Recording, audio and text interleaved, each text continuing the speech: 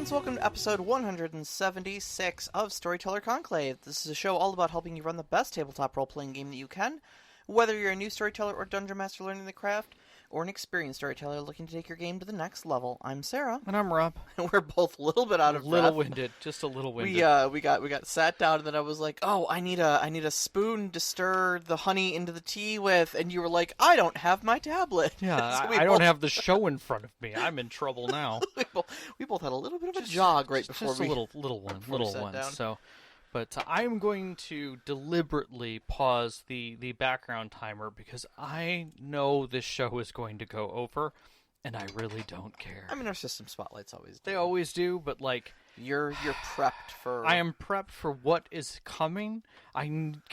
From first steps into this to dinner. Yeah, I knew what I was walking into. Yeah. It is beloved. This game is beloved by you, without a doubt. Yeah. It's not just you. There's 30 million people have played this game. Yeah. And that says a lot. Do you want to say what this game is for, all the listeners out there who may not know that tonight's System Spotlight is? So tonight's System Spotlight is Dark Souls, the RPG. Mm-hmm. Some of you are aware that it was kickstarted just this during COVID, actually. The IP was picked up by Steamforge Games. Yep. But originally it was a Bandai Namco game that was released in 2011. I think originally only on PlayStation, correct? Originally on PlayStation. It started off with actually Demon Souls. And then yes.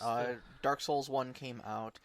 That was then. It was ported to PC. Correct, yeah. And then I think when Dark Souls Remastered, which is the remastered version in 2018, of Dark Souls 1, yeah. then it kind of came out in a lot of different other places. But basically PC and PlayStation. But the mythos lore was Dark Souls original, Mm-hmm. 2 and 3 was 2011, 2014, and 2016. Yes. And then it was remastered in 2018. But in 2016, when Dark Souls 3 came out, there was kind of a kickoff of things. So, like, a comic book was released. There was I want to say there was a concert that also happened. That was a big thing. And this, the role-playing game kind of also was brewing at the exact same time. So it was all a big culmination on Dark Souls 3. Yeah. As like hey, look at this thing. And I'll tell you what, I mean, like, it worked, too, because, like, Dark Souls 3 really had some longevity as a video game. Like it or hate it, I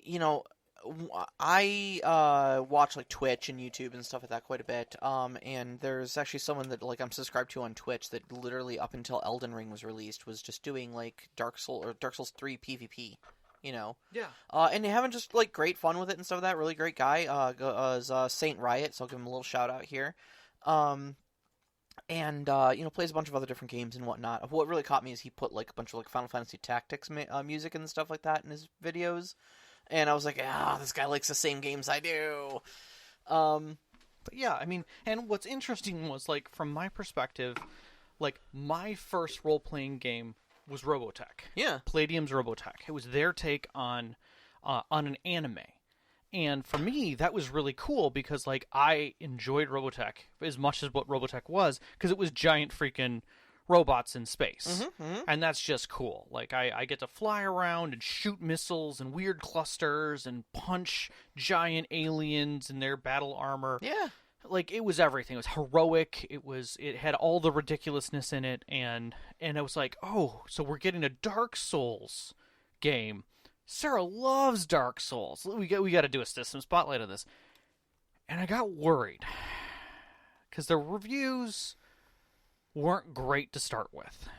And there was a lot of people who, during the Kickstarter, were like, literally the PDF that came out was garbage. There was all kinds of errors in it. People just didn't like it. Mm-hmm. But there was also a board game that had come out that did pretty decently. Yeah, the board game's got several expansions. The miniatures for it look amazing. I mean, it people said for a board game it felt like Dark Souls. Yeah. Like, I saw it played I watched some YouTube videos because I was curious about it, and I don't think I'll ever pick it up myself. I might just for the miniatures if there's one or two that I really like, but yeah, no, I mean it looks like it plays very very Dark Soulsy and stuff like that. Like it's pretty cool. Right, and like you were telling me a little bit about one part of it, which I did end up looking up, was where as you're fighting in it, much like the game, when you fight an enemy, they go through a series of moves, and that creates the quintessential get good a piece that Dark Souls kind of creates. Yeah, because once you learn what their series of what order their series of moves comes in, you can learn to strategize around it. Yeah, I mean, if you're in D&D and you always, you fight a beholder for the first time, and the first thing it does is a ray of frost, and then it does a ray of disintegration, and then after that it tries a bite attack and does one other thing, and then it tries this eye, and then the next time you fight one, it starts with a ray of frost, and then does a disintegrate. Yeah. And then you're like, okay, now you know how to fight, how to unpack these things. Now, it doesn't mean that the dice are going to be in your favor. Just as much as in Dark Souls, your hands slip off controls. Sometimes you come with a little less health, maybe a different equipment loadout, whatever it is. But there's a formula. Yeah. And that formula followed much older games. Side-scrollers, top-down games that we would play where the enemies would come at you in a very specific pattern. And if you could recall all of that, you could play games like Galga and other things and just move through those games in a beautiful way. Yeah, it was very much like choreographing a dance. Exactly. I think that's a beautiful way of putting it. And, I think Dark Souls was no exception to that. I mean, I've got a... not that long of a history with the series, but I've got a history with the series, I mean, did you have the PlayStation Edition? I did not. So when did you step in? So I had picked up the Dark Souls Prepare to Die edition on PC. And I think I picked it up in like a Humble Bundle or something like that, for like $5. Sure. I originally wasn't going to get it because all I knew about Dark Souls was it's that game that you die all the time in. Yeah, the quintessential you died. And as someone who's struggled with depression all of my life, like it's getting my ass kicked for 45 solid minutes just doesn't sound like a great way. Here I'm going to hand you loss after loss after loss. Cool. Sounds like a great way to spend the evening. Exactly. And even the name on it, Prepare to Die Edition. It's like, all right, and I thought that was a really unfortunate name once I got into the game because I had a friend that I met through Sean who encouraged me to play the game, and I was like, I don't want to for all the reasons I just stated. And he's like, no, seriously, it's not like that. Right. Like, yeah, you'll probably die. Like, I'm not going to say you're not going to because it is. It's a brutal game. Sure. But it's fair. If you engage with the game, if you learn the mechanics, you will find that it is very fair. If you were getting killed, you probably shouldn't be there. You should go someplace else. Explore. Work around problems. Learn. And there's basically no penalty for dying. Yeah, you leave and come back with a cannon to shoot that dude. Good for you. You went and got the cannon. Every time I round this corner, a giant skeleton kicks me off into the abyss. What do I do when I round that corner next time? Right. How do I handle that? Right. Do I take a half step and let him jump off on himself? Bait him out, hit him from range, but learn from it. Learn from the experience. Throw a bomb in the corner of and keep going. And it worked. Like that description of the game got me into it, and I engaged with it, and it was a little bit of a bumpy start at first, but like the point of the game isn't dying. The point of the game is overcoming. Yeah. And that's why I think like Prepare to Die Edition was a very unfortunate name for it because it was like, yeah, okay, you're going to die, but like that's not why we're here, I oftentimes say that like Dark Souls cured my depression. I don't say cured. I mean, cured's a big word. It's a big word, but I mean, nice, it but feels it's a nice good. shorthand because it taught me a lot about perseverance. Yeah. Okay. It taught me the mentality of that stumbling, that dying, that getting knocked down in life is not the end of things. Right. It is a setback, sure, but you can always get back up. Right. You start back at the bonfire, but you get back up, you slam your head against that wall again, and maybe it takes you 5 tries. Maybe it takes you 50 tries. But you keep getting up from the bonfire, and you keep going. Right. And that is a mentality that has literally gotten me through mental health crises. Yeah. Once you recognize something like that, it's powerful. It's very powerful. And so I beat Dark Souls 1. Mm-hmm. And then I decided I wanted to play the games in order, so I decided to play through Dark Souls 2. I actually already saw Knox in the Box mentioned that I recorded it and posted it to YouTube. You did. I didn't get into any of the DLCs because the DLCs were just painfully, like, difficult for difficulty's sake. Like, the people writing them were like, oh, this game is supposed to be difficult. Let's just make it obnoxious. Sure. And I wasn't having fun anymore. Right. Then I moved on to Dark Souls 3. Mm-hmm. I got most of the way through it. I think I just ADHD, like, got distracted by another game and then forgot there was a lot going on, yeah. And I just haven't gotten back to it. But I got most of the way through it. Sure. I'm in the Grand Archives, if anybody cares. Just beat Dragon Slayer armor. Mm-hmm.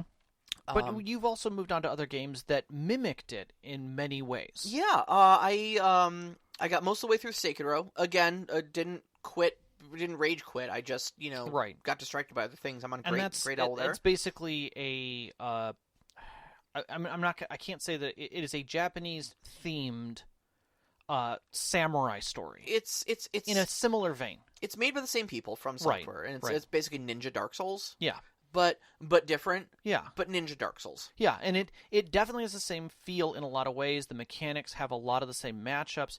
There's a rhythm to playing it. Yeah. The fighting styles that you do in it have that same listen, in this game, learn, oh, yeah. discover. And that then allowed you to help me understand that, like, you wanted me to step into Elden Ring, yeah, which is why I think it was so madly popular, was that the people who were hawking that were the 30 million who bought Dark Souls and went, oh yeah, oh, this is the new one? Let's see what they did. And it was phenomenal. No, it was. And you actually had me start with Dark Souls 1. Dark Souls 1, exactly. I was like, we're going, like, Elden Ring drops in like 3 months. We got to get through Dark Souls 1. And I got through a decent part. You got through a decent part, yeah. But I got enough to prime you for Elden Ring that when you walked into Elden Ring, you weren't like deer in the headlights. Right. And that the rules were all still set in my head of like, you're not going to step up to everything and win. Yeah. Or barely win. In some cases, you're going to flat out lose, but you're going to learn something in that process. Exactly. And I think that was the point for me, because you had talked so much about Dark Souls and the lore and the people involved, and I'd watched some of your playthroughs with you live while you were recording them. And then we had gone into Dark Souls together, and you basically were a tour guiding me through it while I was fighting. At times, like, you'd help me through sections. At other times, you'd be like, step on in. You need to learn this kind of a thing. And, like, did you do this? No. Okay, well, let's see how this went. You flattened me the moment I walked through the door. Well, don't be in the doorway. Yeah, exactly. Or, oh, this room has a boulder. Just wait for it. Yeah, yeah. It took me a long time to get through this. It's not that important. Let's get through this section here. But this next room is really cool. Check this stuff out. Yeah. And you show me these lore bits that are not handed to you in cinema. Mm-hmm. They're handed to you in little bits of text on an item that are then combined with the scene, this environment that's being told in a story, that is then stretched over the length of the game in an exquisite way. Yeah. You had said that every stone, every tree, every placement in the background that you see is something important and has value. Yeah. Yeah. It's an artist's representation in 3D of a story without the necessity of hard words. Yeah. And it is environmental storytelling at its absolute best. I would say the core of the Dark Souls experience for me was, like, not only all that great environmental storytelling, like, there's basically no cutscenes. Yeah. Like you said, like, the item descriptions, like, yeah. It's a lot of it's like, you pick up a dagger, and you're like, okay, cool, I got a dagger, but, like, read the description of the dagger, Yeah. It'd give you a little clue as to, like, a little bit of history or a little person who owned it before or something like that. Who owned it, and then now you have a name that ties to some other name that reference them, But laborious detail in all of these things. And then you set this whole story in what I like to describe as the corpse of a dying world. Mm-hmm.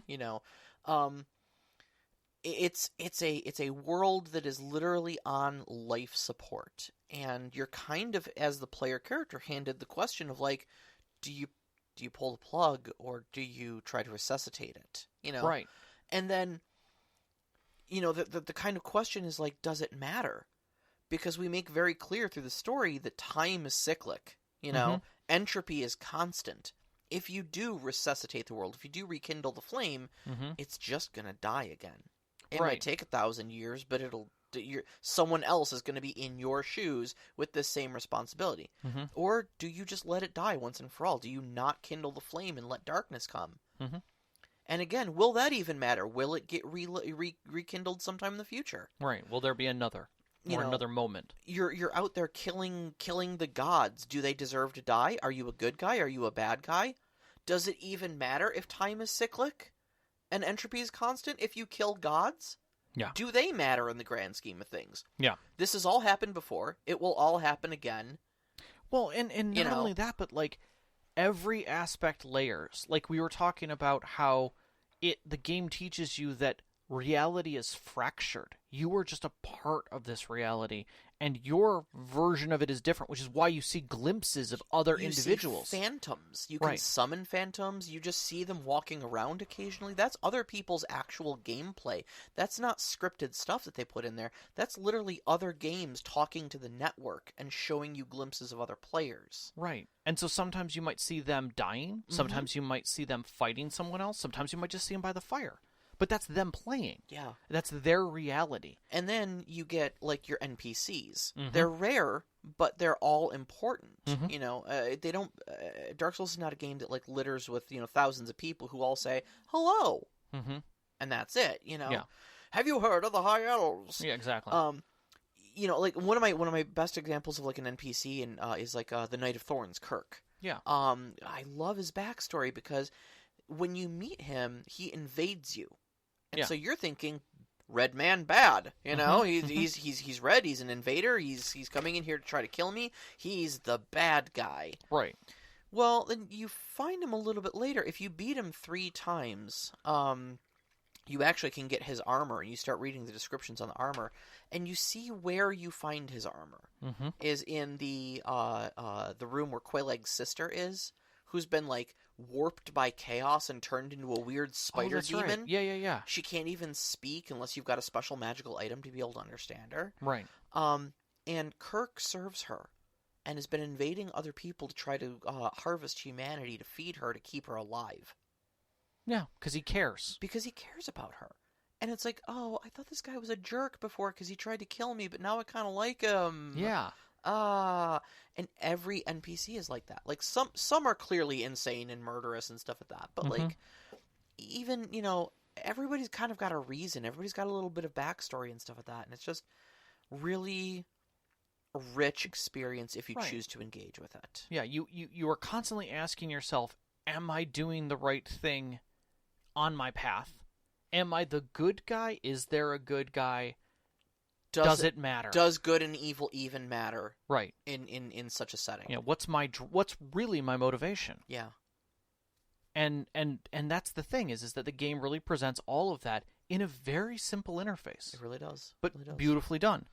And all of that, 19 minutes into the show, is the setup for our thesis statement that none of that is explored in the tabletop RPG version of this game. So I'm just going to put this out there. I cannot guarantee that the rest of this episode won't be demonetized or kicked off of a platform or marked as explicit. We're going to keep because of a moment. But we're going to do our best not to swear, because although I have feelings about what I feel about Dark Souls, I have strong feelings about what I think this book was trying to do and what it completely failed at. Yeah. As far as just a storytelling platform. Yeah. The book is 382 digital pages. I am going to flat out say that I was going to break down how it's broken up and like the number of pages and things. But to be perfectly honest, I think after going through it, the usage of those pages is sometimes the worst depiction. So I might say that, oh yeah, there's, 20 pages devoted to DMing, but a lot of those pages have blank space. The artwork is beautiful. I will say that. Sure. The artwork is beautiful. It's actually, like, aesthetically a very pleasing book. I agree. I have nothing bad to say about that. The PDF is awfully optimized, though. It's terribly optimized. I think when I initially opened it and started started flipping through pages, it was taking up 800 megabytes of memory. Yeah, I have 48 gigabytes of RAM on my computer now, And a decent system. There were a couple like full page spreads I was like scrolling past that it was going, "What are you trying to do?" And it was choking on that, you know. And actually, Adobe Reader you cannot copy and paste out of. Yeah. Out of the document. I had to have it in Google's Reader to be able to even pull text out of the document itself, which was painful. Yeah. It was exceptionally painful, and it's not because it's image scripted. The layering is just really, really poor. Yeah. And not only that, but like reviews on the initial release of this, when the Kickstarter came to a close and they finished the first version of it, it was not a draft. It was a final version that went out to people. It had bugs and editing errors and double type and all kinds of mistakes. Oh, yeah. I mean, places where, like, descriptions of spells were just the descriptions of other spells. Copy-pasted, Yeah, it didn't even change the names on them or anything like that. Yeah, like, and it still feels like that's the case in much of the book. I did see somebody else, because we would do a lot of research on these things. We try to cram all this stuff into, one episode. So I was watching some other YouTubers out there who were doing lengthier reviews of the book and stuff like that. Yeah, so... And on, like, the third revision, they got most of the major typos taken care of. And the good books that are being printed are based upon that revision, the one that we have. Yes, even one or two of the typos I saw pointed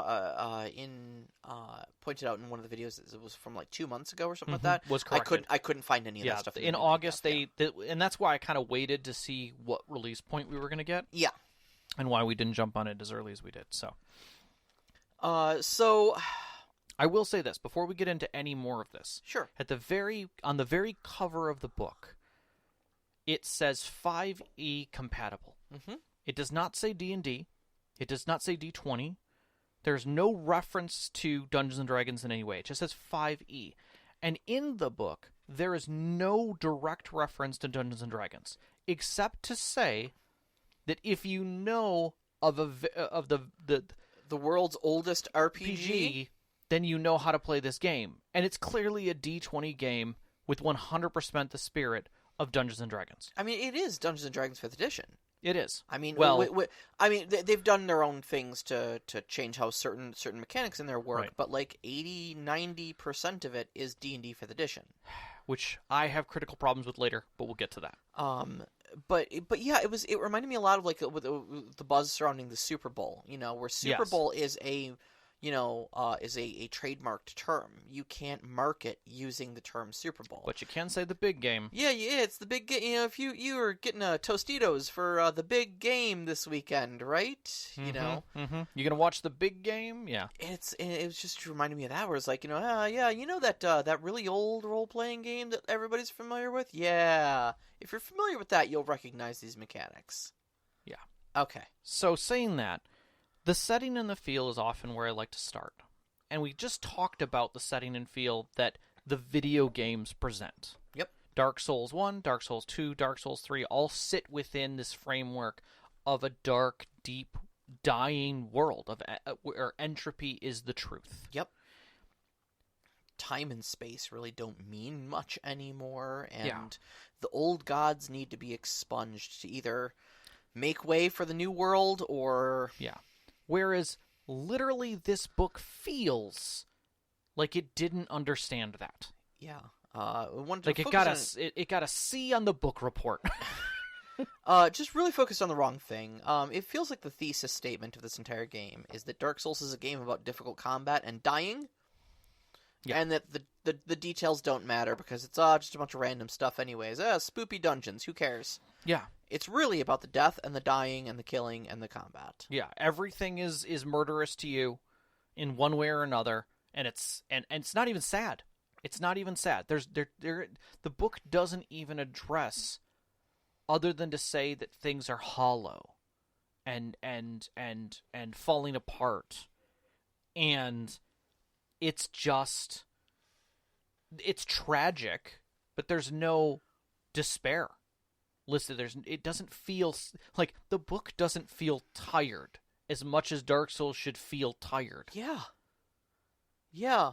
Like when you enter Dark Souls, after an hour, you should be tired by the feeling of the setting. Mhm. Everyone is tired in Dark Souls because the world is going. There's no energy. World is tired. Yeah. There's no energy. Everyone's either undead or like a fractured version of the original self that's just eternalized because there's no life. Every kingdom's fallen. There is no current kingdom. Yeah. They're all fallen. Yeah. They're all in ruins. Yeah. You know, Yeah, we lost. everybody lost. But it doesn't have that feel. It feels dangerous. Yeah. Yeah. Darkly, not like cryptically dangerous, just dangerous. And it doesn't even have all of Dark Souls. It focuses on Dark Souls 3. Almost exclusively. Which is super odd for a role-playing game. To throw out 2/3 of the lore. Yeah. Right out the door. Yep. Like, you could have explained the entire, like... I'll skip. We'll continue. It's fine. I'll come back to some of my thoughts later because I feel like we need to move into character creation because I think it helps address even more of this. Right. So, so you get into character creation. It is very close to 5th edition D&D, with a couple notable exceptions. Exceptionally streamlined. So first off, there's no races. Everybody's human. That's right. Humanity is a very important part of the story. There are no other things other than humans or gods, essentially. And they don't let you play as a god. Sorry for you people who wanted to play as a mushroom person. Can't do it. Ah, darn it. There are no languages. Everyone who speaks just speaks the same language. They can all be understood. That's fine. There's nobody speaks a different language in the games. I get it. I understand. Yeah. It's fine. There's no alignment. And this one I think they did get absolutely right. Like, morality is so subjective and gray, and who's the good guys, who's the bad guys, we kind of talked about that earlier. Yeah. Can't be put in 9 neat boxes, you know? But I feel like they missed out on the sanity aspect of it, or the loss of self. The humanity of it. No, they didn't. They hit it in 2 other places. I guess that's fair. But they just didn't do it during character creation. That's true. That is true. They do talk a little bit about thinking what your character's origin story is, and they do address quite a bit that, like, when you are cursed, you don't remember much of your past. Yeah. And thinking about your memory and your background and stuff like that, there are aspects in there where, like, if you can focus on your memory or your drive or your origin, sort of thing, you can get advantage on certain roles. Right. So there is, to their credit, there is a little bit of that. Okay. In there. So, okay, do we have... You said that these backgrounds are in there. So we don't have backgrounds in the traditional sense of 5th edition backgrounds. What we do have is origins. Right. And there are only 4 of them. There's Brute, Fencer, Jack of all trades, and Caster. And this is essentially the base template. These are about the closest thing to a race as you're going to get in here. These will actually dictate your base stats to you. You don't roll or choose your own stats. You just have them assigned from your origin. Origins not only give you your base stats, but they also give you your position dice. Position is the system that takes over for hit points in this game. And we'll get to that in a little bit. Yep. And they also, and this is a cool thing here, I think, and I think they got this from 4th edition D&D. Sure. I'm not sure. Maybe somebody in the live chat can fill me in. But at 50%, both you and your enemies become bloodied, and your origin will provide an effect that will kick in when you are bloodied. Okay. And there's a couple little bonuses, basically, and if you ever get healed above 50%, those bonuses go away, and they come back when... I mean, it feels similar to some of the, like, 7th Sea rules, where as you take more critical hits and your dramatic wounds, you become more feisty, if you will. Yes. And the world gets more dramatic. Yes. Yes. So your background then gets layered on top with a class. They are all bespoke classes here, but they're all pretty much reskins of existing D&D classes. You don't have any of these subclasses like D&D does. Like, you don't hit 3rd level and choose which way you want to branch. Right. It's just you're a straight thief, progression. you're assassin. Yeah. And they all mirror the ones in Dark Souls 3. Yeah. All the starting classes in Dark Souls 3. Notably, the game doesn't allow multi-classing. And there are only 3 classes that get casting as a class feature. And that is the Cleric, the Pyromancer, and the Sorcerer. Now, in the video games Mm-hmm. that they are trying so hard to emulate, Mm-hmm. your starting class doesn't dictate anything Mm-mm. other than like your starting stats and equipment. Right. You can start off as a knight to get that base of strength, Mm-hmm. and then take a hard left turn into leveling up your intelligence and become a full caster. Yeah. But because you have that early investment in strength, you have the ability to use several swords and stuff like that, so you're not relying 100% on spells until you can get them later in the game. Right. And when you pick up the Moonlight Greatsword a little bit later, it's an int weapon. It works great for you. Yep. You know? Exactly. None of that is present in this game because you're not able to multi-class into another spellcasting class, Mm-hmm. and spellcasting is a class ability for these three classes. So Right. if you're a knight, you're a knight. You're Right. never going to be a sorcerer knight. Exactly. I think another thing that it does mimic from the video game is some of the equipment slotting, the way that you are attired. Yes. Because again, you're not gonna have like a lot of stuff. Mhm. They very streamlined that aspect of it I didn't mind from this so much. D&D. Yeah, I didn't mind this so much. It streamlines encumbrance quite a bit. exactly. That's what I was kind of saying. In that, larger items take up more of your slots, and you just got 15 slots. It's all Okay. basically based off the strength requirements of the item. Yeah. So yeah, I think it just simplifies it rather than keeping track of pounds and stuff like that. Yeah. So then you have your advancement, right? And So, like- advancement was really where it started to lose me. So advancement in D&D we know of as experience, right? You kill something, you get experience. You do something cool, you get experience. You finish a quest, you get experience, Mhm. right? In the past, it was money. Like that's how your Yep. gold was, way back in the day, the OSR style. And the new hip fashion is milestone XP, where you don't even get XP. You just, when it's appropriate, your storyteller tells you you've leveled. And you get changes. Yeah. You alter, and life is altered around you. In this, it kind of feels like it goes back to money in the form of souls. It does, yeah. In the video games, your souls act as kind of a combination experience points and currency. Yes. You will purchase things from vendors with souls, but souls are also the things with which you will spend to level up your stats. Right, so it's both currency and raising your own stuff, gaining levels. And so they've kind of done the same thing in this game, which I kind of don't like. Yeah. Yeah, it is how the video game works, but I think it works very good in a video game environment. Especially when you're soloing. When you're soloing, yeah.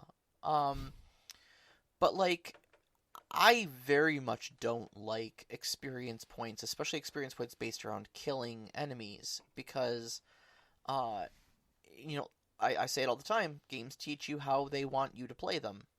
And when you base all of your advancement around killing things, that tells you the only important thing this game values is killing things. And I'm going to put this here as like a pin Mhm. to remind us about this.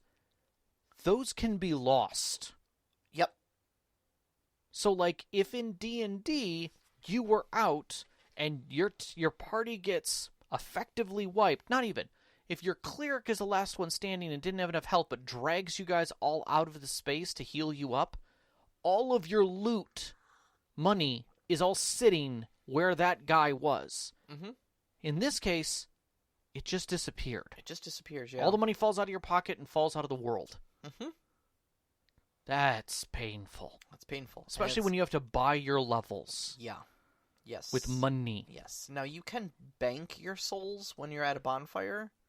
As I said, I'm putting such kind of a pin in this, but it's a Yeah. discussion point that needs to kind of be addressed during death a little bit more. So, But yeah, it literally turns the game into a grind of kill things for XP. which is not what a role-playing game should be. Exactly. That is a board game. That is precisely. That's a persistent board game, which Now, it there is are now. worth noting, Mhm. like we said earlier, Steamforged Games owns the rights to the Dark Souls board game. And so you'll find that several places through here, these game mechanics play out very much like that.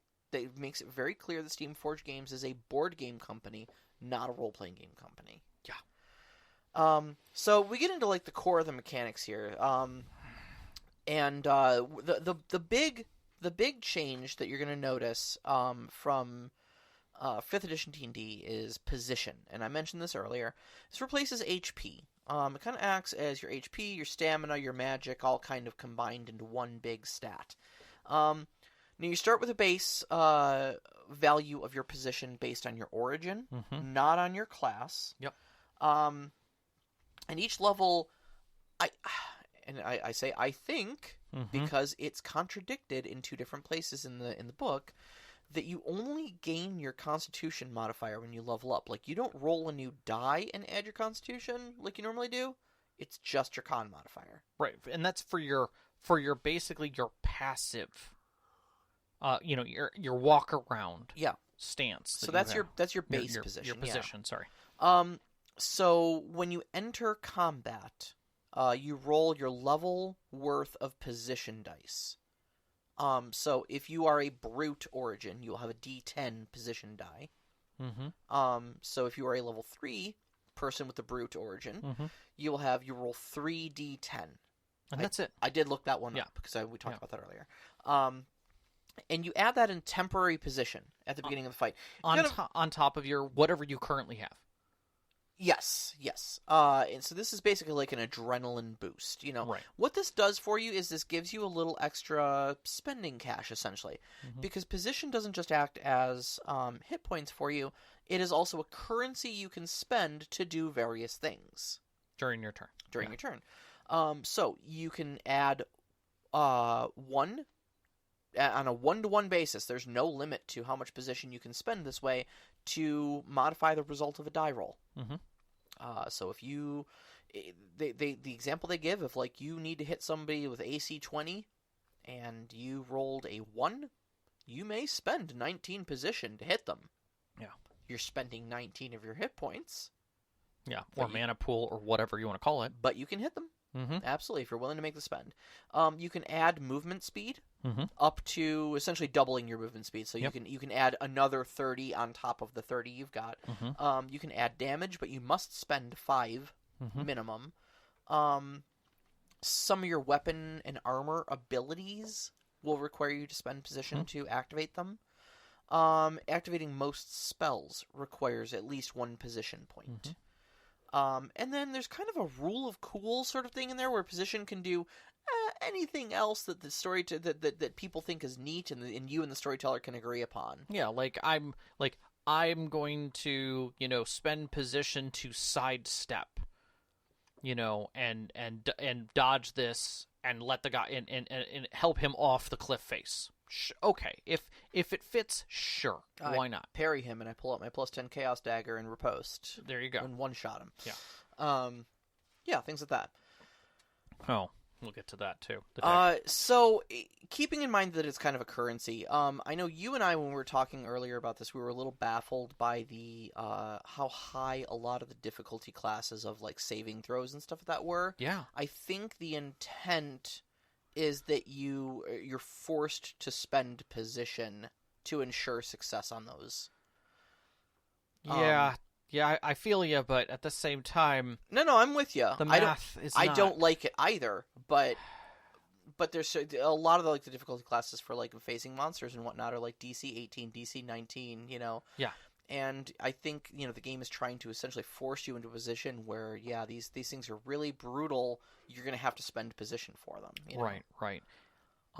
Also, the chances of you having a con modifier that is exceptionally high are pretty much 0. Your max con modifier that you can get in the entirety of the game is 2, right? 4. Technically. Oh, well, okay.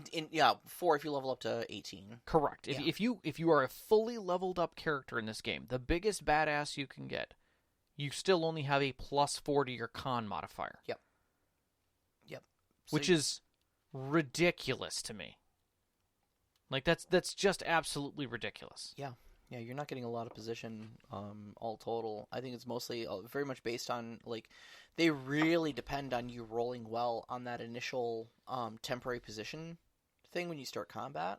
Which, again, is a problem in itself, which we'll get to later. I'm not going to go into I'm not going to go into the math of this, because there's a teardown on math here that other people do way better than I do. We will get to that later. So bonfires in Estus is a thing. Yes. bonfires in the game, if you're not familiar, are essentially your save points, kind of. Yeah. They're not explicitly save points, but like they're resting places. Mm-hmm. When you rest at a bonfire, all of your stuff, you get fully healed. Your Estus Flask, which is essentially a refillable, reusable healing potion, gets refilled. But at the same time, all of your enemies respawn. The whole world resets when you rest at a bonfire. Right. So things behind you, things in front of you, everything. And when you die, that last bonfire is essentially your checkpoint. You always get back up from the last bonfire you rest at in the video game. Right.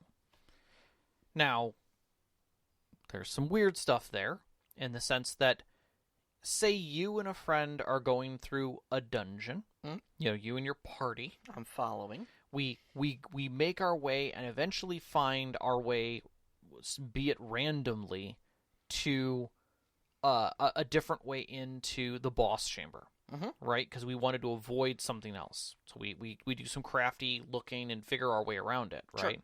With some good rolls.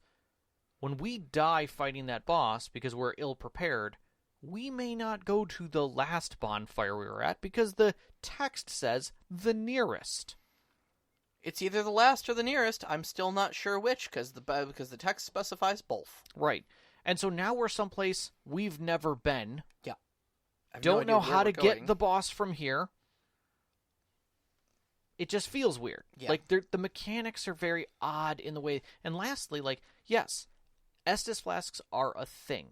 They are a one-shot get stuff back. Not one shot. Well, Nope, you start with 3, and then at higher levels you can get up to 5. right. But they're effectively personal healing potions. I can't give you Estus. Right.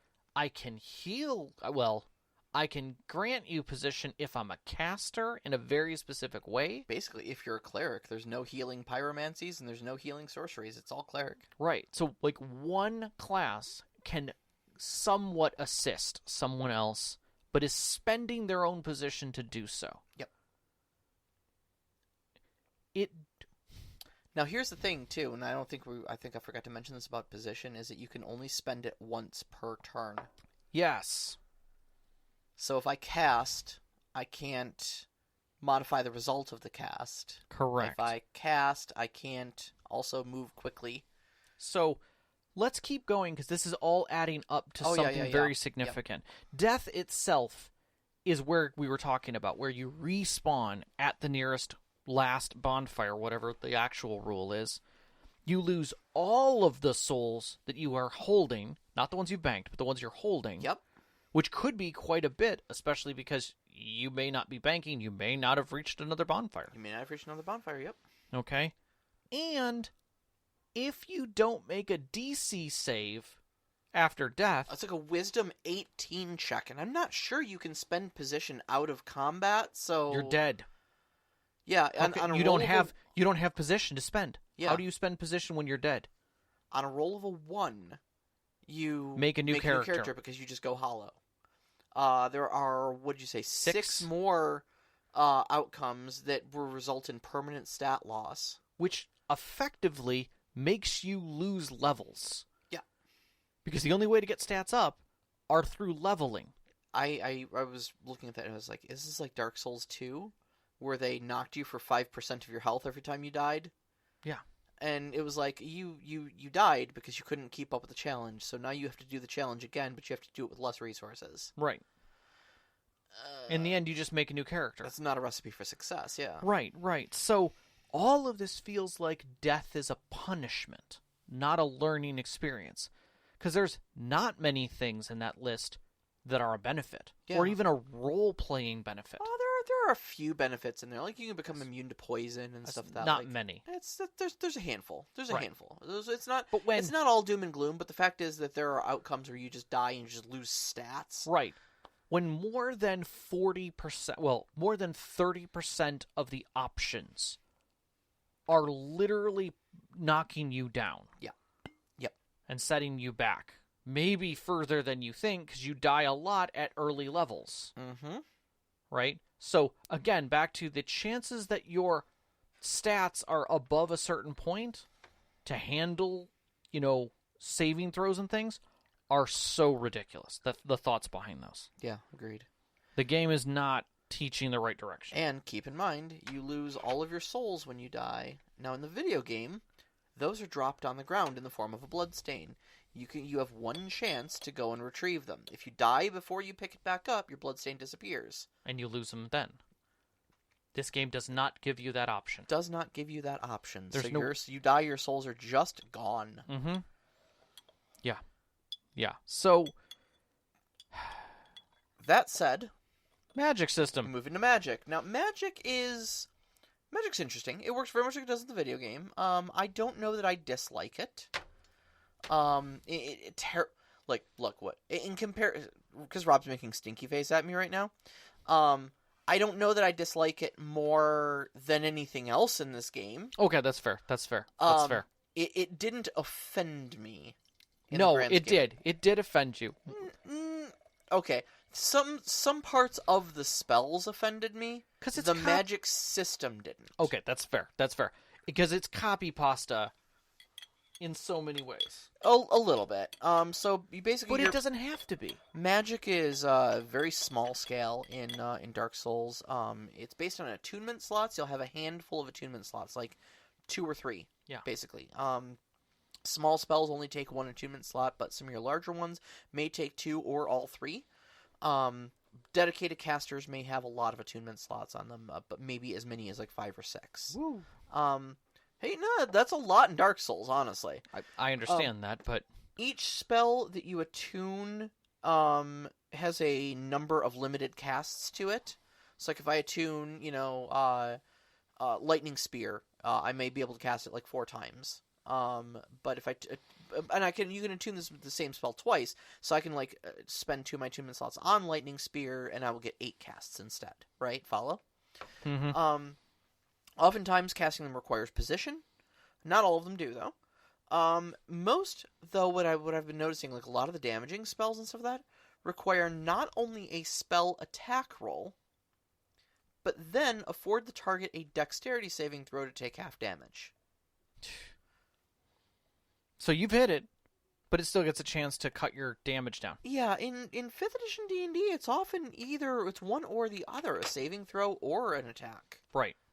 Right, like, did you make a dex save? Then you take half. Otherwise, you just get hit. You just get hit, yep. Yeah. Not the case in, I would say, most of these spells. Mm-hmm. Some of them that are kind of like, there's a couple different reflavorings of Magic Missile, like Homing Soul Mass, Crystal Homing Soul Mass, and Dark Bead of all things. If you're familiar with the game, you'd know that's a weird one to call a Magic Missile spell. Where they just hit, but it's like reflavored magic missiles, so it's like, okay, but there's 7 of them, and they all do a d6 plus 1 because this is a really big spell. But it's essentially just magic missile on crack. Right. Dark Bead, see, and this is where I think a lot of these were missed opportunities, like you said, a lot of copy pasta, where they copied stuff from D&D and placed it where they thought they should fit, rather than trying to mimic what the spell from the video game actually does.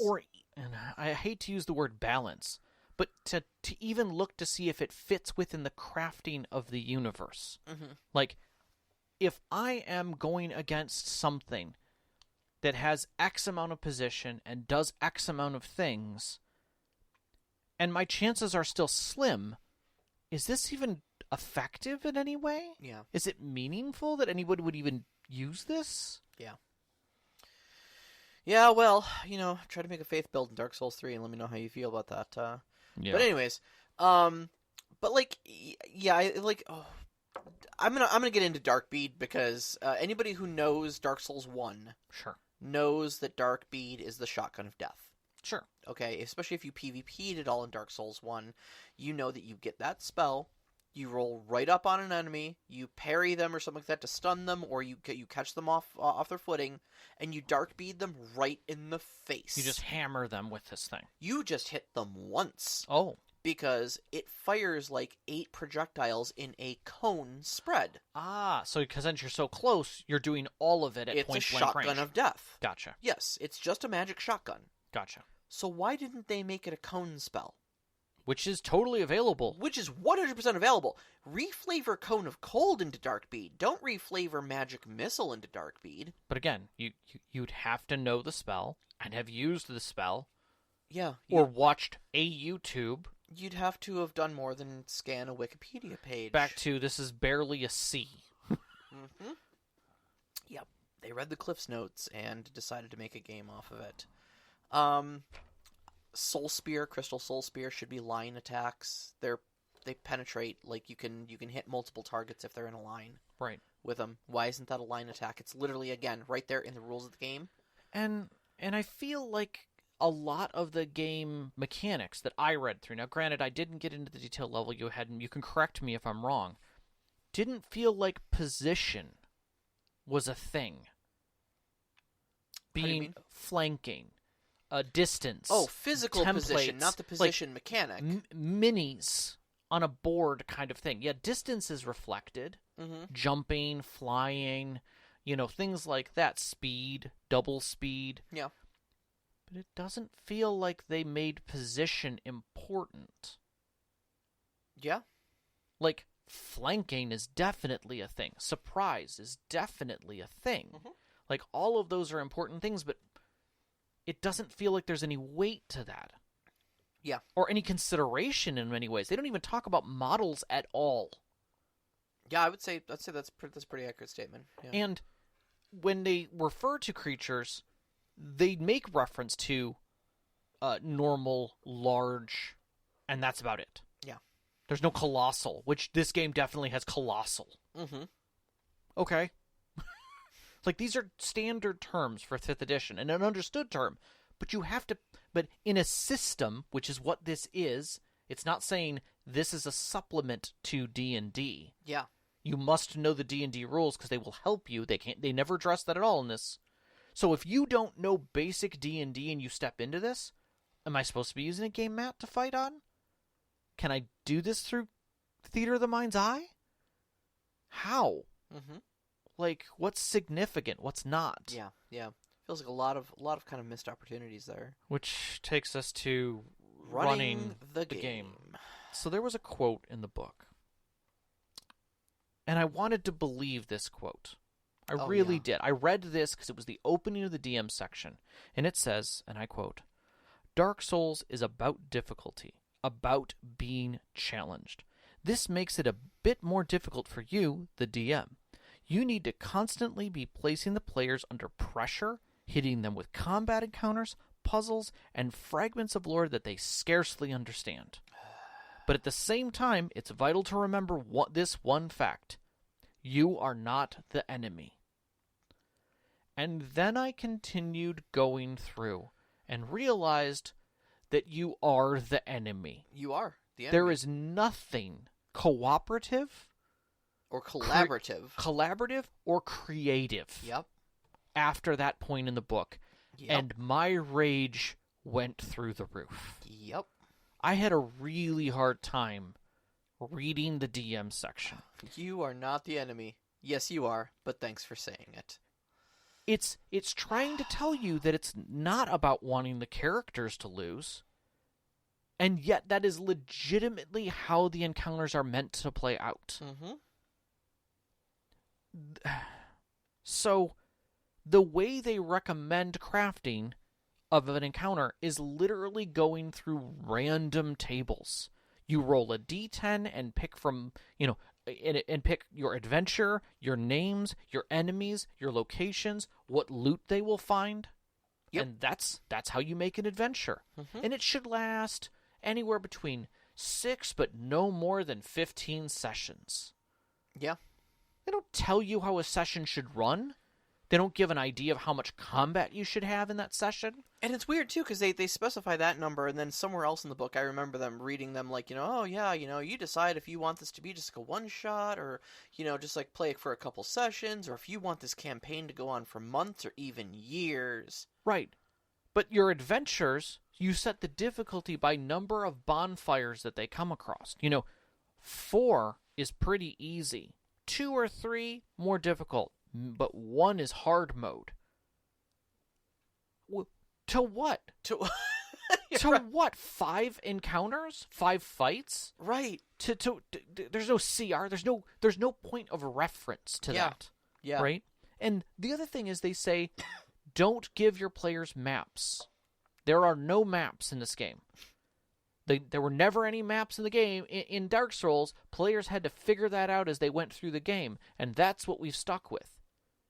So the only map you have of any kind of reference to any of the location they scroll is effectively a tapestry picture with names on it that is, I mean, it's a beautiful image, but it doesn't really tell you anything about the landscape or what's there. Doesn't help you at all, yeah. It doesn't give you any, like, why are these locations here in this pathway? Is there a build-up point to this? You don't know. No, you have no idea. It's just random stuff. It's just stuff.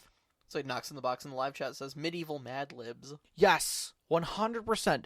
The running of the game, they want you to run it like medieval, like an adventure Mad Libs. Medieval Mad Libs. You were 100% correct about that. And the funny thing is, too, is like they even kind of justify that. Like they actually outright address the, so they go through several sections and they're like themes, and it's like, okay, yeah, the themes in Dark Souls is, there's always this like spooky imagery and stuff like that that's very important for setting the appropriate mood. But, if your players don't pay attention to it, that's okay. Everything's dark in Dark Souls anyways, so they probably won't see it. Anyway, here's how many encounters you should put in here. And that's their section on themes. Yeah. We put more energy in the intro of this podcast talking about the themes of Dark Souls than they put into their one paragraph that they dedicated to talking about how, the architecture's kind of spooky. And here's a 1d10. Here's 10 random things you can throw in there for spoopy scenery. Yeah. Is it moldy? Oh, is it crumbled? Is it covered in gargoyles? Yeah. Those are the options they give you. Like literally. I'm literally, and that's their section on themes. And they're like, yeah, don't worry about it. They won't see it anyways. It's cool. Encounters. It's just kind of a bunch of random stuff. Yeah. They're like, Dark Souls is very, difficult to understand and disjointed, and nothing makes any sense, so it's okay if your adventure doesn't either. Yeah. Like, you might go through a graveyard and then into a cathedral, but in some places you may find different encounters. They're just reskinned this monster. Mm-hmm. It's just a different name on this monster. Okay. Doesn't tell me anything about, like, how to build the encounters. It's basically the reason why you're there. Right. And again, like, people who should know the lore, I found another, like, huge thing that just boiled my blood in the encounter section. So they're talking about, like, making encounters fit with the environment you're putting them in. Yeah. And it's like, visit the Cathedral of the Deep, for example, and you'll be confronting Pontiff Knights, not Silver Knights. Well, no, you won't be confronting Pontiff Knights, because you're at the Cathedral of the Deep. You'll be confronting Cathedral Knights at the Cathedral, because Pontiff Solivane doesn't live in the Cathedral of the Deep. He lives in Irithyll, where you find the Pontiff Knights. It's like, come on, guys. You only focused on 1/3 of the lore, and you even got that wrong. Yeah. Yeah. Like, it's like saying, like Lothlorien, where Smaug lives. It's like, it's like that big of an error for me, you know? No, I get it. I get it. Like, there's so many references we could make it, like, but I'm going to burn for the people who are over the age of, I'm not even going to say over the age. Anybody who is aware of the Star Wars Christmas special, it had more lore that was accurate than this. God. That makes me angry and smile at the same time. I'm not sure if that's working. But bosses are important. They're a key thing for the lore of the game. There's a reason why you're going there, why they're there, right? Either you're going there to handle a situation because you need something, or they're in your way to a solution. Yeah. I have to go ring this bell, and you're standing in front of it, right? Because that gets me to the next thing I need to do. Yep. Why are you there? Not just to stop me from ringing that bell. You have a purpose as an NPC. And it feels like that stuff was just like 2 sentences and swept under the rug. Yeah. It's terrifying. Everybody knows Dark Souls all about the bosses. Anyway, here's bosses. Next, it's Roll like, on this 1d10 table and pick one. yeah, and it's basically just a list of the Dark Souls 3 bosses. Yeah. You know. And one will be there. Then they get into NPCs. And they're Mhm. like, well, Dark Souls, the video game, NPCs basically just kind of sit there. Unlike most tabletop RPGs. But they don't have to just sit there in your game. It says, you can make them, like, walk around and talk and stuff. Great advice. Thanks, Dark Souls. Yeah. Here's a list of 1d10 random spoopy names. Here's some crazy abnormal behavior they can have, like biting their nails, or grinning, or being sleepy, shrugging, crying. Seriously. Yeah. Everything is a 1d10. Yep. There's not even like 100 things in the list. Yeah. There's not even like 20 things. It's 10 items in a list. Yeah. That's not randomization. You're going to get repeats real damn quick if you play this more than once. They can... Your NPCs in your Dark Souls game can give you random shit from their pockets for no reason. NPCs in the Dark Souls games usually give you, gifts that seem strange and mysterious. Okay? So you think your NPCs in a tabletop game where you can explore endless possibilities should be random stuff that they picked out of their pockets? Yeah. No Okay. story, no connection. Oh, they can also give you a side quest. Oh, a side quest. Yeah. Not because they're actually, like, realized figures with living, dying world. Just, they're just quest givers. Just right. And give that you items quest, and giggle. just go back to the quest 1d10 log. Like, go to this painting. Or ring this bell. Or go defeat this dude. Yeah. No real reason why. Right. I hate him. I want you to go and find this bell and ring it. Cool. Why? I hadn't thought that far ahead. I'm Here. crazy. Ha ha ha ha. Here's some random flowers from my pocket. Ha ha ha ha. That's how this game instructs you on its one page with random tables to make your NPCs. Anyway, good luck. Before we get too many throbbing veins in our head, let's step into summoning. Because that's not that important in the games. Right, the one page that talks about summonings.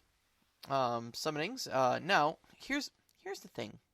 Folks, friends, fellow listeners. If you have not played the Dark Souls game, I will tell you what summoning is. It is the multiplayer mechanic. You see, the world is very fractured. Time and space doesn't really mean much anymore. And our friend Solaire of Astora, in the very first game, explains to us that, yeah, we're here talking face-to-face now, but when you leave, your reality may diverge sharply from my own. We may not meet again. So take this stone. This stone will allow you to make a sign that I will be able to see anywhere. And I can pull you to my world. Or I can make a sign and you can pull me to your world. And we can engage in jolly cooperation. Do you understand how that works? Simple. Cool. So the summoning section of this game says, these are optional rules. Everybody knows what summoning is. It's wacky and random. Doesn't give you any of the lore I just did. None of it. Just says everyone knows what summoning is. So here are 4 different types of people that you can summon. A random NPC. Basically a random NPC that will heal you. Mm-hmm. A random NPC that will fight for you. A random NPC that will fight against you. Mm-hmm. Or a random NPC that will literally fight everything within 10 feet of it, regardless of what that is. It will always fight the closest thing to it. Because it's crazy! Again, all for no good reason. Yep. No specialty, no marks on the ground. This is just something you can do. Yep. I want to go fight a dude. I'm going to put down this type of mark, and a dude will show up and fight me.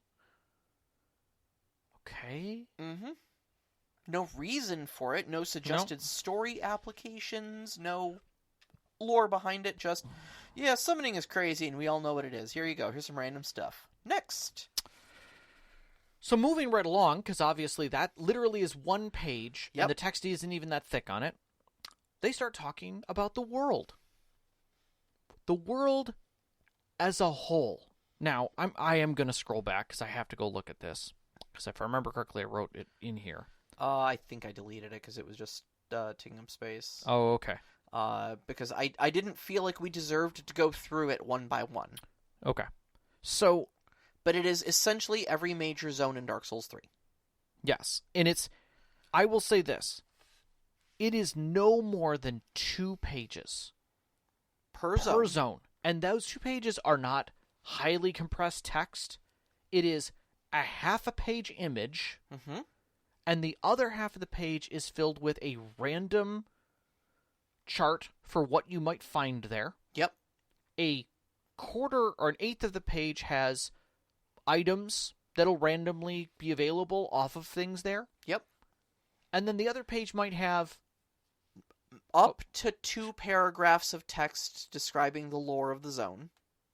I found a little bit, or the zone itself, yes. Up to 2. Up to 2, yes. Up to 2 paragraphs on the high end. Yeah. And then a list of NPCs. And I feel like those 2 paragraphs they invested in. They found a writer to write something decent for those 2 paragraphs. But even that pales into what they could have written. Like, it is poetic in some cases. Sure. It is deep. Somebody definitely pulled their lexicon out and started changing letters and words to make it sound really rich and Old English. What is this? Congress is spelled with an F? What is that, Congress? Yeah, exactly. It's they let Edgar Allan Poe write like 5 lines. Yeah. And then immediately went right back to, so there's this dude, this is his name. He's a really noble guy and was cool back in the day. And if you fight him, he uses these stats and will get angry if you talk to this other NPC. Next, there's this other NPC who is nice and will offer you these things. They're wearing this armor and will just sit there and let you kill them if you attack them. Next NPC is, and you're like, who are these people? But what was interesting was, like, when we got to Firelink Shrine, which is a known location. Yeah. Is a very important location. Yeah. Arguably the most recognizable. I started reading through it because you taught me quite a bit about it. Yep. And you learn just by being there a little bit about it. Returning to it again and again, you witness its changes. Yep. And you start asking questions about, what happened here? What is this? Why is this guy no longer here? Why is this guy now here? It changes. It moves around. And they literally summed it up in 2 paragraphs, which had none of that. Yep. And then spoke about the types of people that were there in kind of a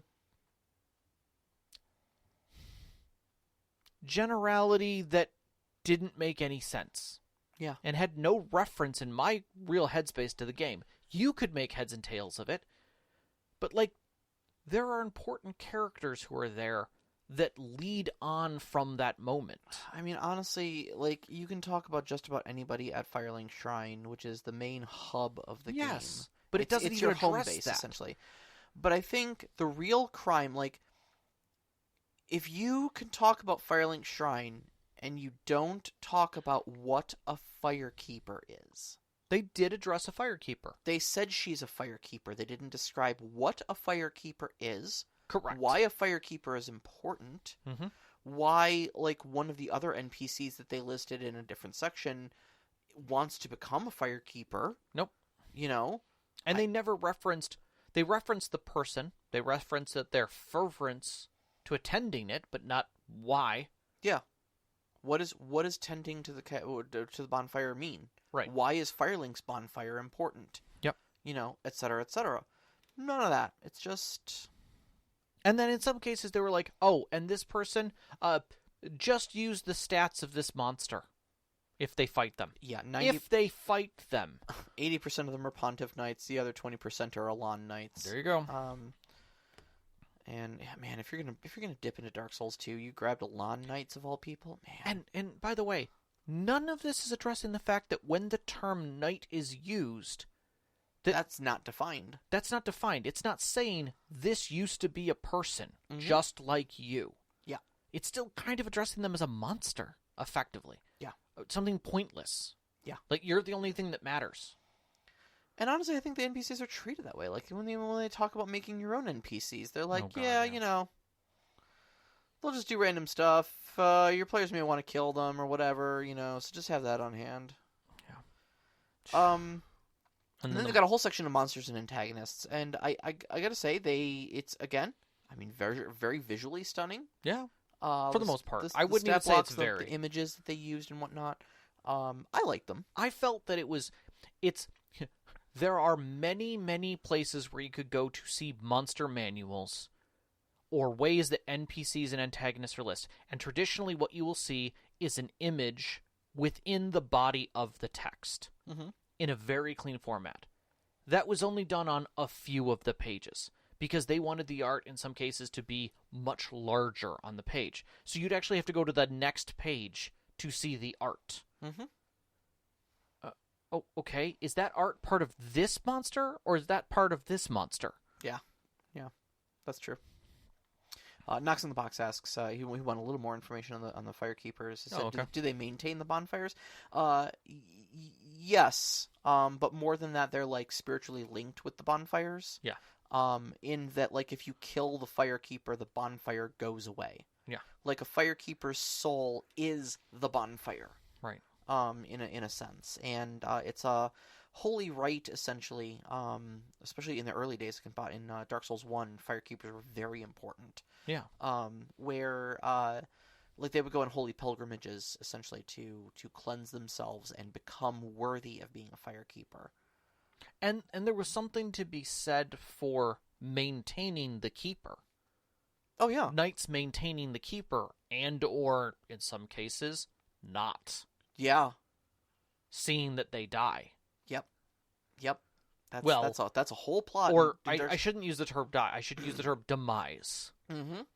So yeah, it's unaddressed completely. Yep, not addressed. Yep, you could have talked about Petrus and Arena. Can't remember whatever her name is from Dark Souls 1, but anyways, I digress. So all of this wraps for me with the concept that the front cover says 5e compatible. Okay. That hurts me to the core. When I look at D&D, it is a tactical RPG loosely based on balance, and I use the word loosely. It tries to do something there with CR ratings and various other points of reference so that I am a heroic hero gaining levels to accomplish something. Right? I am going to become something more, and sometimes I may have to run away, and sometimes I may have to do other things to get out of those situations. That's D&D. But for the most part, the game teaches me that I'm heroic, and what I cannot kill, I need to keep consuming getting hit point recovery. And I can do that through any number of means. The thing that can cause my demise in the game, I can easily recover, which that's what makes me a hero. And this game literally says, no, I'm removing that. I'm going to make your hit points basically everything to your money, your life, your mana pool, all of that is the same thing. So that everything feels like it's a climb and a slog and a fight up a hill that you are going to lose at because of a bad roll. D&D combat was already a battle of attrition, and this added an extra layer of attrition to it. Yeah. So now you are guaranteed more often to lose. The fights that you're going in on, and if you look through the monsters group, which we did, the chances are that even low-rated monsters are going to wipe the floor with you early in levels. You don't get the levels. It's not like you gain some XP or gain anything from that. In fact, you might lose. Even at first level, you could make a bad roll on your death and lose health, or lose strength, which is going to make you worse for your next fight. And you don't have any new souls. You didn't get any. Yep. So what are you going to do? Run back and cash in and run out and run back and cash in and run out and run back? Are you going to grind in D&D? Yeah. How many storytellers are going to want to rerun the same encounter. Yeah. Hey, run those 4 boars for me again so I can kill them. I need more souls. Hey, run it one more time for me so I can kill them. Yeah, I'm going to go back to the shrine. I'm going to do it again. Yep. You said it was right there, so I'm just going to keep doing this. Yep. I'm just going to grind. Or, worse yet, and this is the part that always gets me, is this game does not address the party ever.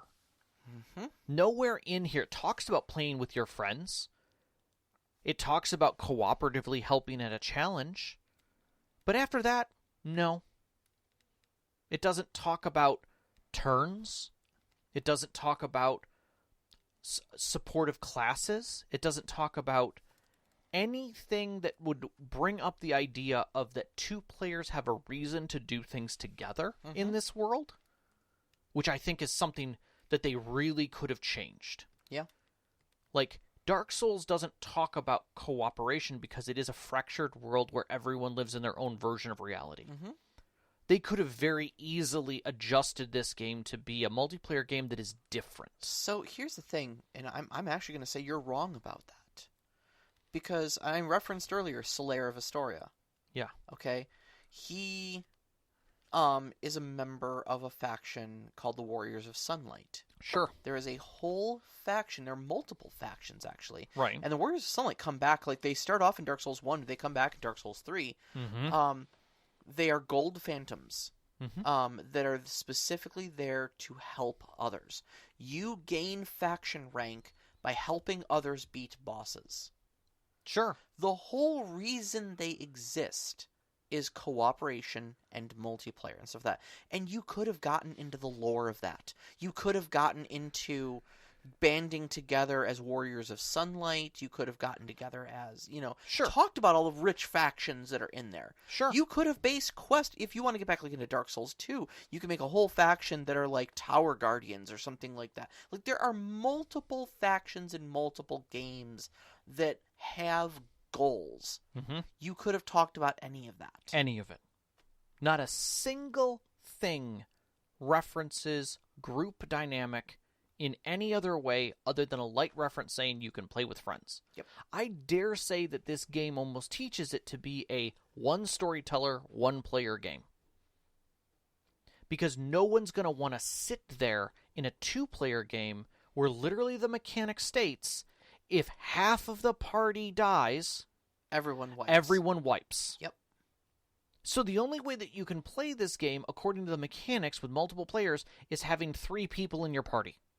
Mm-hmm. Otherwise, it is a hard grind. And by the way, if one of you dies, you're literally just sitting around waiting.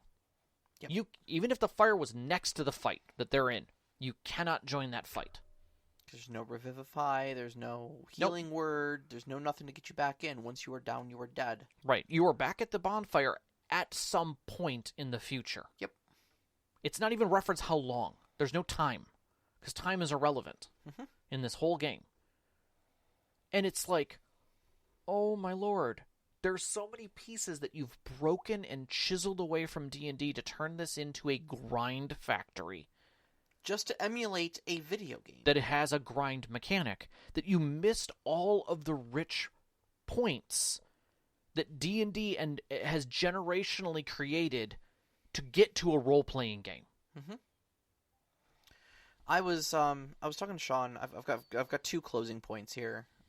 Before we get into the questions. I was talking to Sean about this the other night, and I said, like, the reason I'm running my own personal game in the world of Elder Scrolls is because I love the Elder Scrolls universe, but a video game is limiting. A video game, you can only do the things that the video game was programmed to do. Mm-hmm. And Elder Scrolls is a very, free, open role-playing experience where you can, there's hundreds of NPCs with thousands of lines of dialogue and, hours upon hours of that recorded with voice acting and such like that. And even then, it's still only a programmed experience. Someone once said you can... people think that freedom is choosing any road you want, but they don't realize that somebody built those roads. Yep. And for me, taking Elder Scrolls to a role-playing experience was solely because I wanted to be able to pull it off of its rails. Yeah. And truly allow you the freedom to explore the Elder Scrolls universe organically. Yeah. Without scripted dialogue, without scripted NPCs. Yeah. You know? And I think if you're adapting a video game into a tabletop RPG and your goal is not to remove it from its rails, but to religiously adhere to its rails, you have missed the entire point of a tabletop role-playing game at all. Yeah, I 100% agree with you. My second point is that we talk about getting good.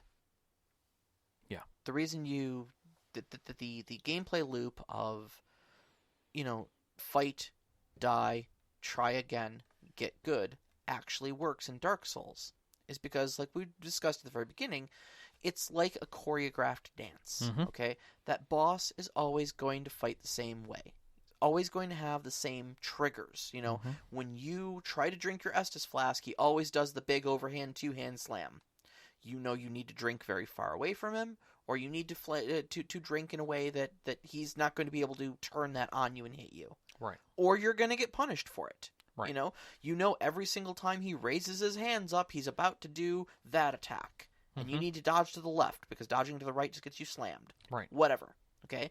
But you can learn these things.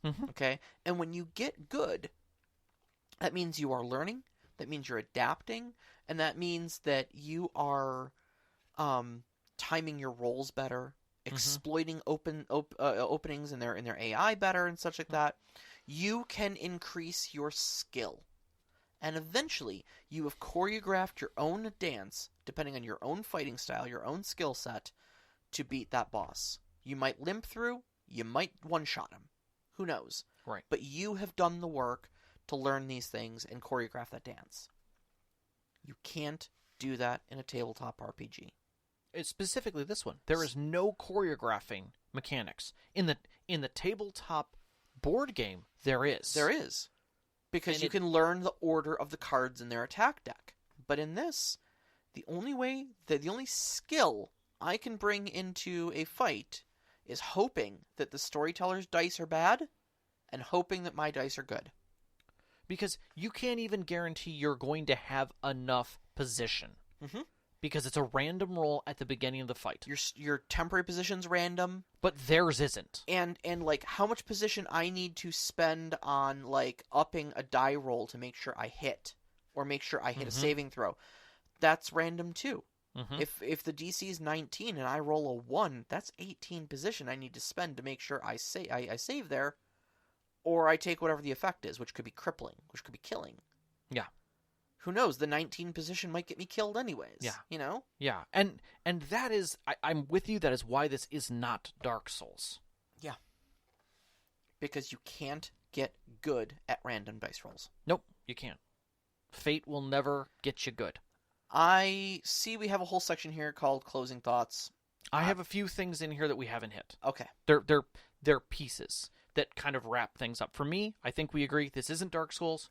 We can't learn. Those were my closing... I just gave my closing thoughts, so I'd like to hear yours. My second is the mood isn't even a theme. It is just a mood that they put in this book. Spoopy. That's the mood. The setting is lost in snippets and a complete lack of anything tangible for the game. Yep.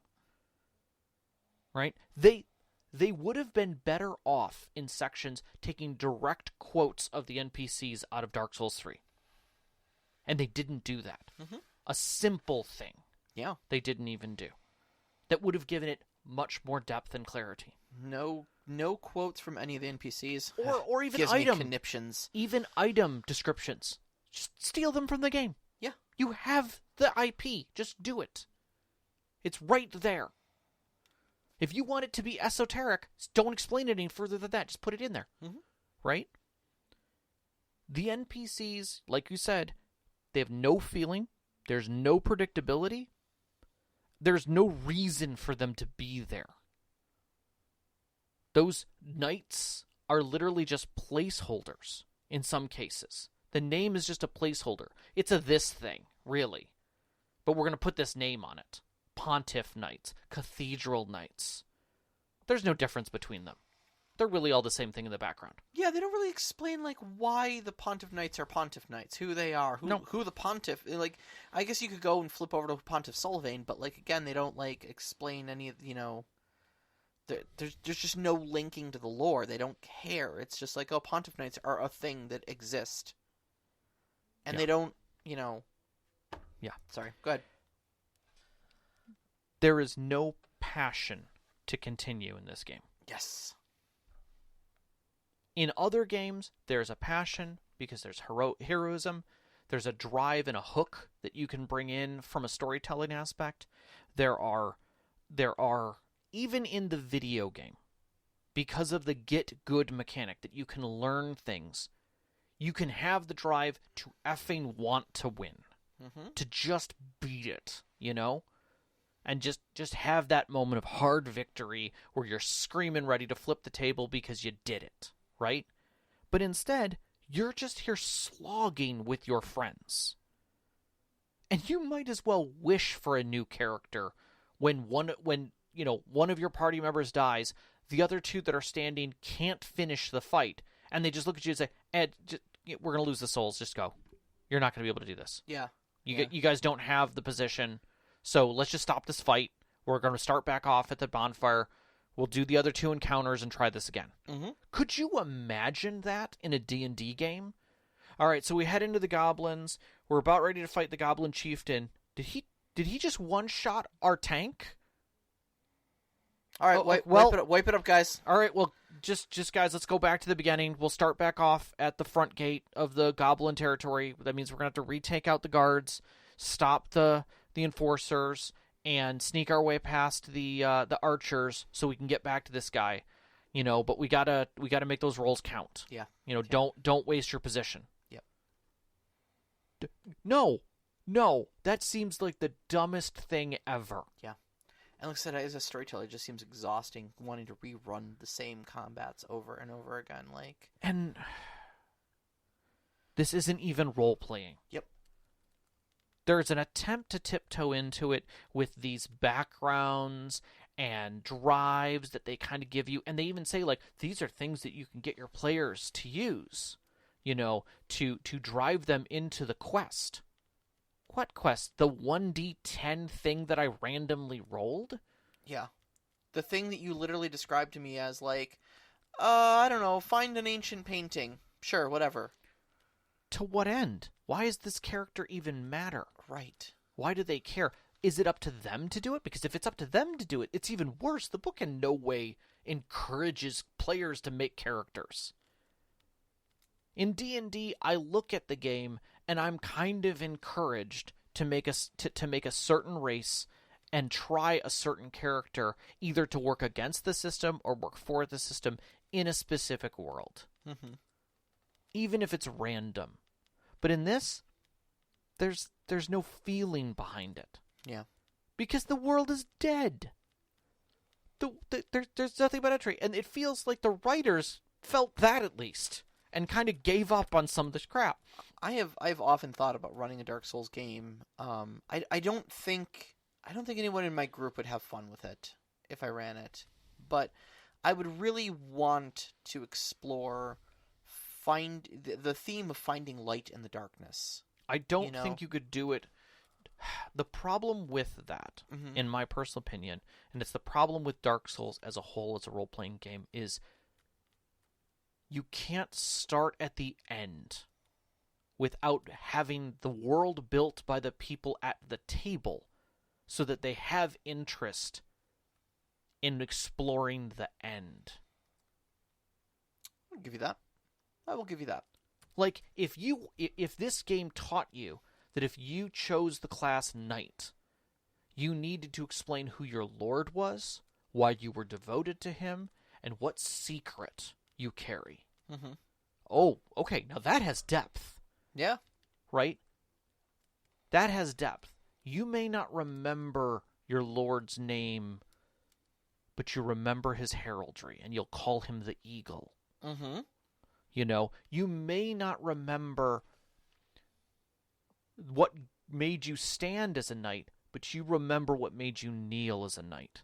And that was the rose in the garden, which was his wife, right? You wanted to protect the rose garden. Yep. Right? And lastly, like, you know, why are you standing today? Why is the ember still there? Why are you still burning? Because I need to find water for the rose garden. Mm-hmm. Oh, it hasn't rained. I mean, it's a little maddening, but at the same time, it has reference. Mm-hmm. It has drive. It has feeling. And maybe as I advance, instead of giving me freaking power, I also get a little role play out of it. Yep. Like, maybe I get a memory back. Maybe one of these NPCs was another knight. You know? Mm-hmm. And all of this could be part of role play, but it's never, ever there. There's no depth. Yep. They've given up. Yep. Like the world that they are attempting to show, the writers gave up. Mm-hmm. And it's sad. Let's get to some questions. Okay. Let's all take a deep breath. I have a flask here for a reason. Oh my goodness. I literally have a flask here for a reason. All right, so Vedran asks us, how do you prepare your players for the very different cadence of that die, repeat, get good, particularly if they're unfamiliar with it? I mean, here's the thing, is in this particular game, I'm not sure you do.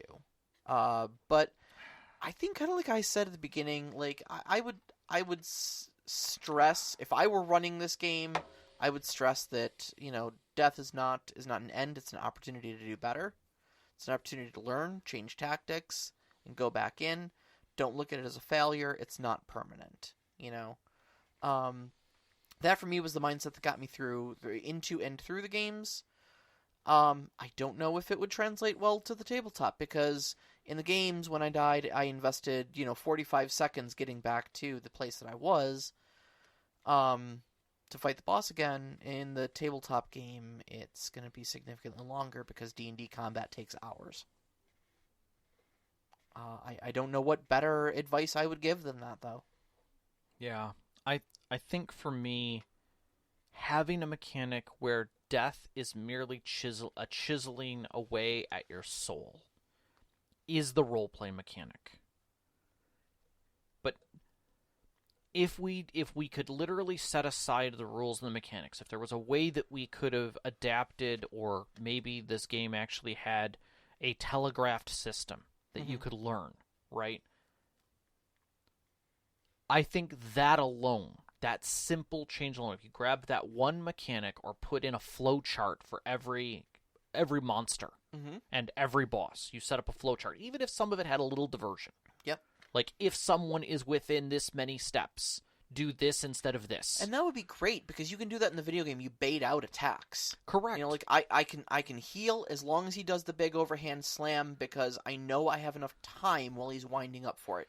But he only does that if I'm so far away from him, so I need to back off to make him do that attack. And my point to that is this, is that if you did that, there is a payoff. There is. And it would make sense. And you'd have to do away with some of the chiseling of the character in a mechanical sense. Some of that. Because that just hurts at the table. That is the DM versus the players. It's the dice being the worst point of attrition. I would do away with that, but what I would do is I would chisel away at the role play. Right? I would force them to forget things. Right? Like, maybe you have an array of cards that are set in front of your NPC that are flipped over, right? And when a new NPC shows up in the space, you can flip over one of those cards. When you die, I take that card from you. You no longer recognize them.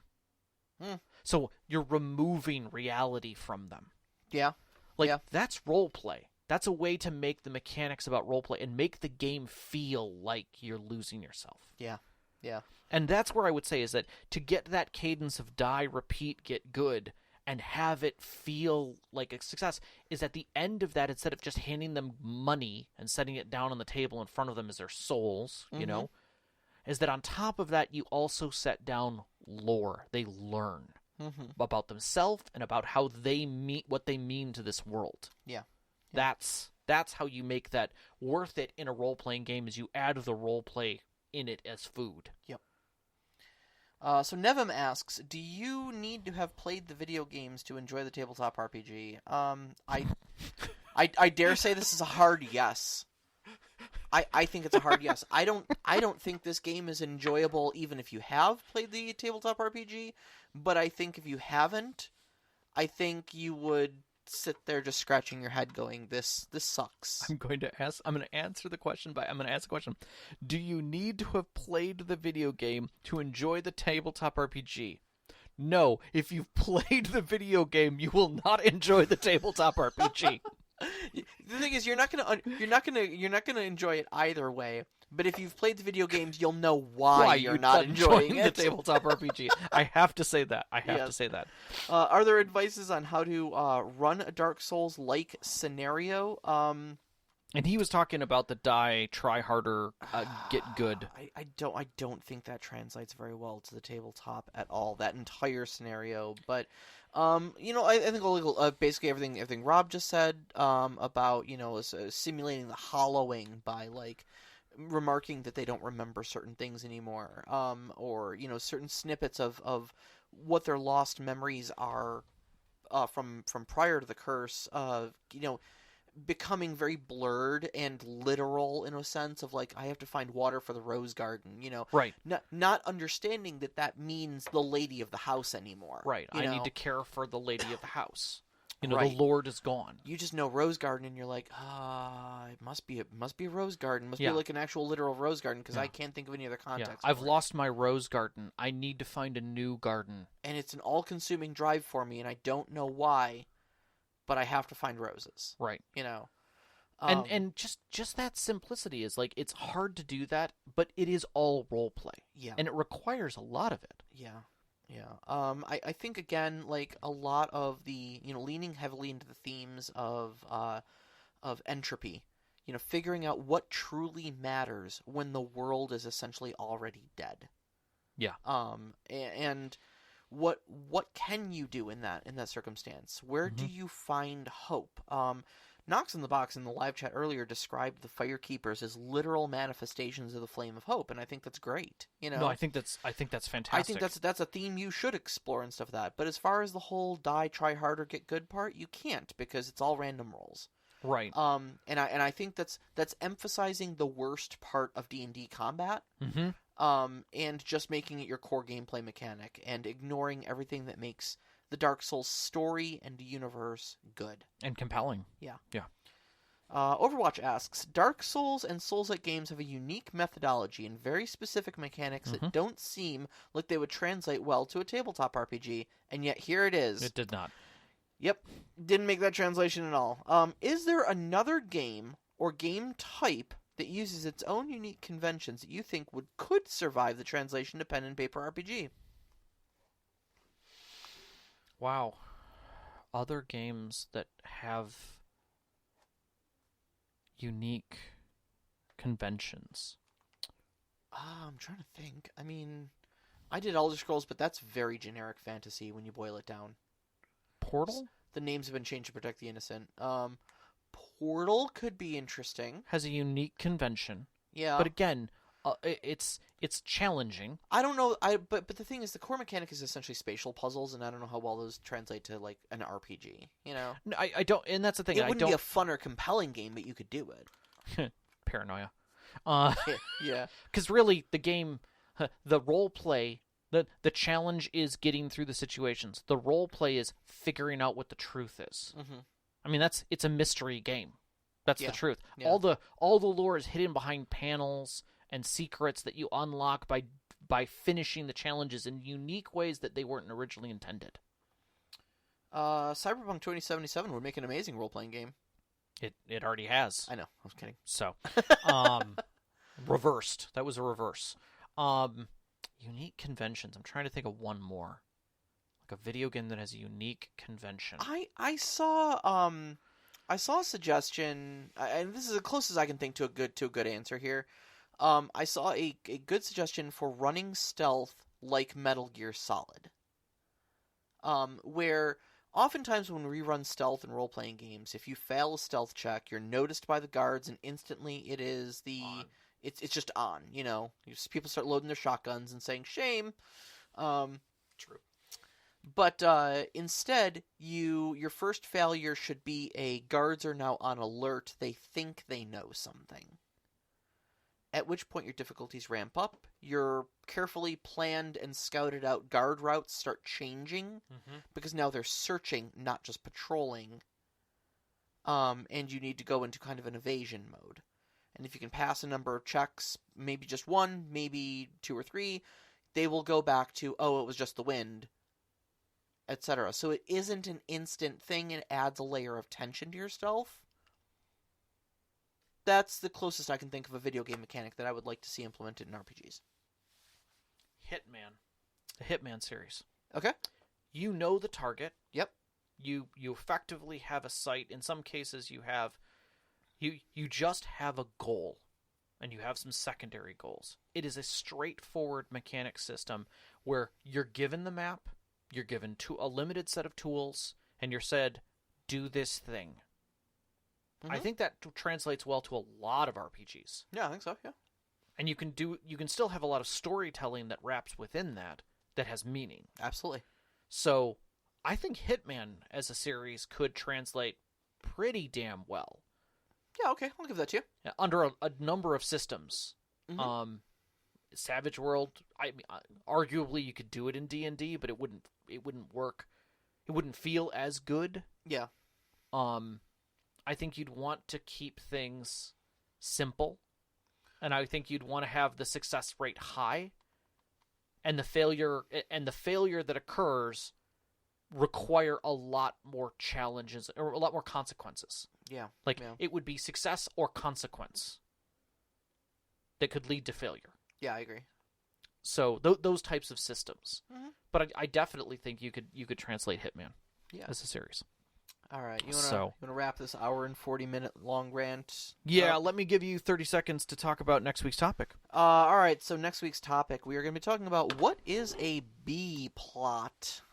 We talk a lot about the main quest and big bad evil guys and such like that, and what the party is all directly focusing on, saving the world, finding a new homeworld for the colonists, or whatever is going on in your game. But what's a B plot? What do you do with little plots that you don't want to take up all the time, but you want to make right into your story? Or maybe even something that's attached to an individual character. Exactly. Or something that your players latched onto, and now you want to do something about that.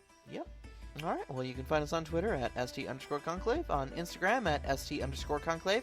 Listen to us live every Wednesday night, 7 p.m. Eastern Time on mixlr.com/storyteller-conclave, and join us up on our Discord. You can find the link on our Twitter as well as our website, storytellerconclave.com. We'd like to thank our Patreon members, especially our name members, Nox in the Pox, Subjet, Sam, the Arcane Asylum, Sparkle Motion Veteran, Hulavu, and Sean.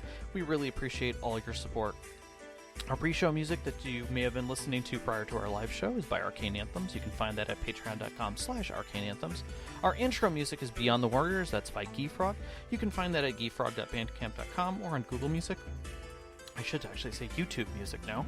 And then our outro music is playing right now, and that's Only Our Footprints in the Sand by Midair Machine. You can find that at freemusicarchive.org. A big shout out as always to our families, Vicky and Sean. Thank you so much for loving and supporting us all Thank these you. years.